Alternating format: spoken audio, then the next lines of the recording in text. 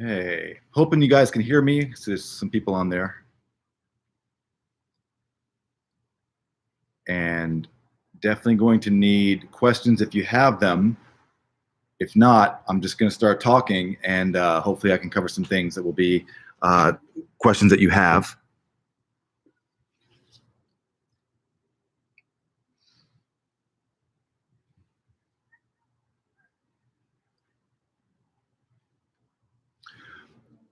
Okay, so first of all, going into week 4, 5, and 6, the workouts, especially in week 5 and 6, I can't stress enough how you want to keep those intervals tight.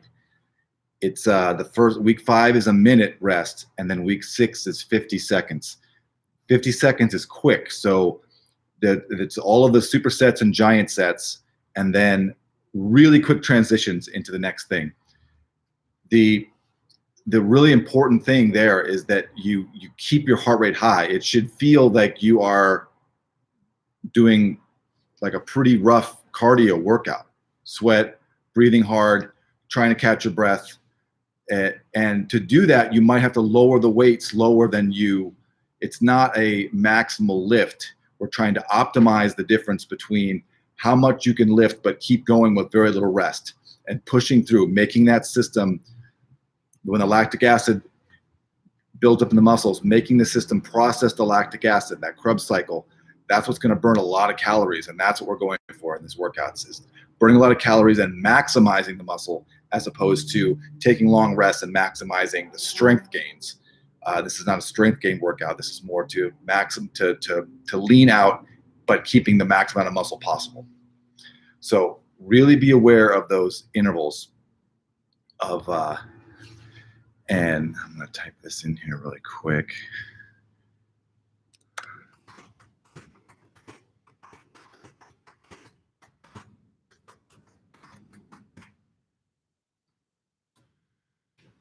That's number one. Secondly, for the diet, for your TDEE, make sure that you are staying not only under your TDEE, but really trying to get as close to those macro breakdowns as you can.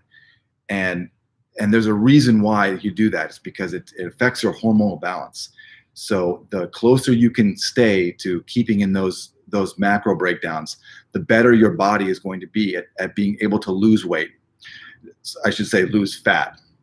If you're off on them and you still undereat, what happens is you start to cannibalize muscle, which the scale will say you've lost weight, but you've slowed down your metabolism, because your metabolism is set by the amount of lean muscle tissue that you have in your body. So we want to maintain as much muscle as possible and keep that metabolism high and just burn body fat. When you undereat too much, especially undereat total calories, your body starts to think it's starving, and the first thing it does is shuts down body fat burning. Your body fat is essential to your body. So if it senses that you're in that fight or flight reflex of, oh my gosh, we're coming into an area where our body is starving, as soon as it starts to sense that, and the hormones start to get stressed because you're under eating, it just shuts everything down and starts cannibalizing muscle. So we'll just get rid of all this muscle. We don't need it to survive. But if your body fat gets too low, you die. So you have to play with that fight or flight response. You have to eat enough so that your body never gets stressed in the fact of not in an emotional stress, but in an actual physical stress. As soon as you're putting stress on your body by under eating and taxing your body with the workouts, it's your body will react by hormonally shifting. So we're trying to control our hormones with the food.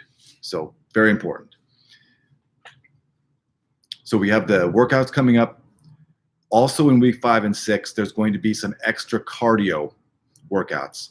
And these are fasted cardio, meaning you have to get up and try and do them on as empty a stomach as possible. And the reason for that is, if you can do a low to moderate intensity workout on an empty stomach, there's no food in your system at all and hasn't been since last night. Your body has to mobilize something to burn, to run on. the first thing it's going to use is the sugar, the liver glycogen, the sugar that's in the liver. So it's going to start mobilizing that into the bloodstream, start using that for energy. You're going to burn through that in about 15 minutes or so, 15 to 20 minutes. And then after that, it'll start burning something else. Now, if your hormones are all in the correct levels, it's going to burn over and start burning body fat. If you're working out too intensely, if you're doing a very hard cardio workout, it's going to start shifting and burning. It's going to do something else altogether. So you want to have a low to moderate, keeping your heart rate in about the 120 to 130 range, just conversational. You should be able to talk to someone the entire time that you're doing the workout. Just activity. It's just burning extra calories. We're just trying to get an extra 150, 200 calories 3-4 times that week. So it's an extra 800 calories. It's just fine tuning, just helping to kind of speed along some of that fat loss and trying to burn true body fat for energy in those sessions. So also, if you have a question, type it in the comments and I'll try and get to it. I won't try to, I'll definitely get to it. So I was saying fasted cardio. So that's coming up in weeks 5 and 6.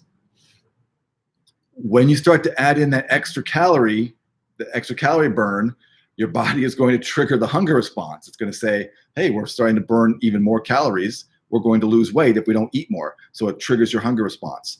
Stay within your same macros. We want to burn more. That's what we're trying to go for. But your body is programmed not to lose weight.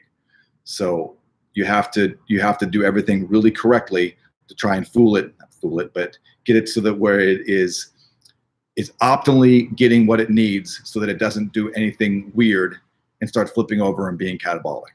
Catabolic means burning muscle for energy. And that's really the worst thing that we can have. It ends up slowing your metabolism. It's why a lot of these fasted, like 7-day juice fast diets, they work to lose scale weight in the short term because your body goes complete catabolic. You burn 5, 6, 7, 8 pounds of muscle. So the scale weight goes down. You flush out your body water. So that's another 3 or 5 pounds. So you're like, oh yeah, I lost 13 pounds in 7 days. This juice cleanse is amazing. But what you've done is you've lost all muscle. And now your metabolism is super slow. So as soon as you start to eat again, not only do you gain that weight back in fat, but it's all your metabolism is slow and the scale weight goes back up by body fat. So you just made yourself fatter. So the rebound effect of it is terrible. That's why we want to try and do this carb cycling to try and give your body enough fuel so that it's constantly saying, okay, yes, I'm never starving. Oh, now I'm getting what I need. Great. I can relax. The hormones stay level. It's this, kind of always keeping it off guard. Same thing. That's confusion. The same thing that we want to do with our muscles. So we've talked about the workout, talked about the diet, not to go over your totally daily calories when you start to add in that extra cardio. And here's the home stretch. Lastly, for the challenge, you want to send me before and after pictures. A handful of people have done it, but not very many. So I need a before and an after picture so that I can judge for the challenge. So make sure we get that as well. So unless someone else has a question, I've tried to get all the ones that I've had so far. Then I'm going to put this up on my channel, and thank you guys. And if you can always email me questions. A lot of you have in the community. Try and get to those right away. All right. Have a great Sunday.